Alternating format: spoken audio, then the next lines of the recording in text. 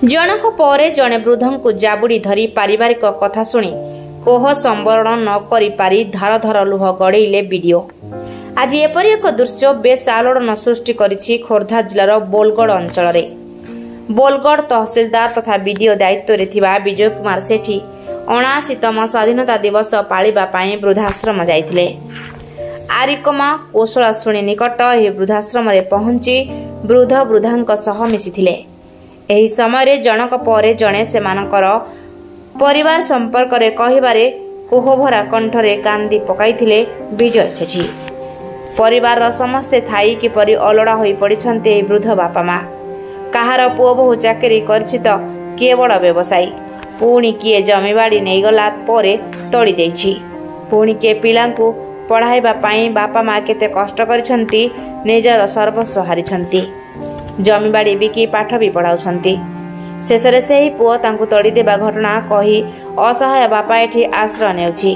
निजर दुख आज वीडियो को सम्मुख रे प्रकाश करी निजर शेष समयतिक किपरि निज घरे कटाइब निवेदन करुथबार चित्र बेस हृदय विदारक थिला। कोह संवरण करि न पारि दायित्व रे थिबा वीडियो विजयଙ୍କ आखिरु धार धार लुह गड़ी चलीथिला। परे समस्तଙ୍କ ପାଇଁ आनिथिबा फल खाद्य बंटन କରିଥିଲେ आश्रम रे थिबा समस्त वृद्ध वृद्धांको। जिलापालଙ୍କ माध्यमरे प्रत्येक अंतेवासीଙ୍କ परिवार को जणाजिब नचेत सेमानक उपरे कार्यानुष्ठान नियाजिबार प्रतिश्रुति देइथिले वीडियो बोलगड़। एही समस्त घटना बेस हृदय विदारक थिला। मु शुभलक्ष्मी सुंदराय ब्लॉक बोलगड़ असरला दल सरपंच, असरला दल पंचायत मु सरपंच। मु आसीथिली प्रकृत रे आम पंचायत रो गोटे गाँ जाउची मागुरा, जोटारे कि जणे वृद्धा लोक तांको माँ बाप तांको पुओ आउ तांको बोहू तांको आनिकी वृद्धाश्रम रे छाड़ी देइचंती।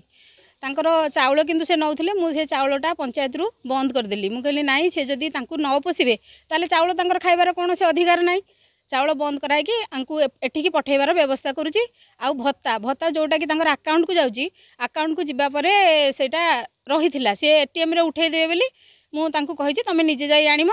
सार को एटा मु जाई कि कहली हमर जेबे एबे आछंती हमर तहसीलदार वीडियो को ये आछंती कार्यक्रम करूचंती, बहुत बढ़िया सार से मोटू सुनला परे संगे संगे सार आसिले, कहले एक्शन नेले, कहले चलंतु मैडम आपण जिबे मु भी जिबी, आपण मो गाडी रे जिबे, जाई कि हमें देखिबा कोन कोन असुविधा सेठी होची। श्री गौरदेवी समाजसेवी बोलगड़ आज अगस्ट 15 हमर विजय कुमार सेठी बोलगड़ वीडियो कम तहसीलदार आज एटा परिदर्शन करने आसते, कारण गोटे खबर मिलता जे जड़े वृद्धाश्रम समस्त संपत्ति बाड़ी थी आस्ती बाड़ी थी मागुरार जड़े मौसी को वृद्धाश्रम छाड़ी देते। सरपंच मैडम जो कंप्लेंट देते से सार आज परिदर्शन करने को आसते। ये आम परिदर्शन कर देखिलु जनकर तो असुविधा नुहे, प्राय समस्त ये असुविधा।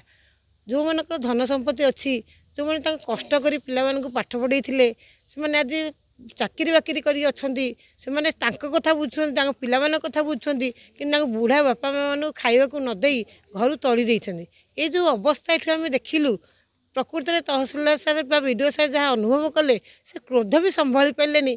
से माने आमको एभली जने ऑफिसर आज मिली हम देखिलु। एभ मु शंखनिधि जना बांकी ब्लॉक कि बोलगड़ ब्लॉक आरकिमा पंचायतर वृद्ध आश्रम रे मु रहुची।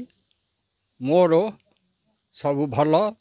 आज बोलगढ़ आमर मुख्य अतिथि हिसाब रे आसी थिले वीडियो साहेब, किंतु से माने आम मानकु बहुत आश्वासन देले एवं आमर दुख एवं आमर मन कथा आम पुओ झील मानकर दुर्व्यवहार ए सबू देखी से माने भी बहुत अश्रु कांदी पकई। आमे माने समस्ते तांको अशेष आशीर्वाद देउचु। से माने आमको प्रत्येक समय प्रत्येक मुहूर्त आमे तांकर मने पड़ू एवं से माने हमको आसिक आशीष दे पार। मु यही कही मो ना रवींद्रनाथ महापात्र, मु यही वृद्धाश्रम मुख्य परिचालक। आज आम बहुत खुशी रे 79तम स्वाधीनता दिवस पालन कलु। 50 जन बुढ़ा बुढ़ी ये उपस्थित थे। आमर बीडीओ सारे आछंती आउ सरपंच मैडम आछंती समस्ते बर्तमान खुशी बनाऊँ फल आउ ठंडा पानी दि जाइए बुढ़ा बुढ़ी मान 50 जन जाक दि से बहुत आनंद रे हरिबोल हुड़हुड़ देकी यही पर्व को पालन कर। रिपोर्ट प्राय खबर।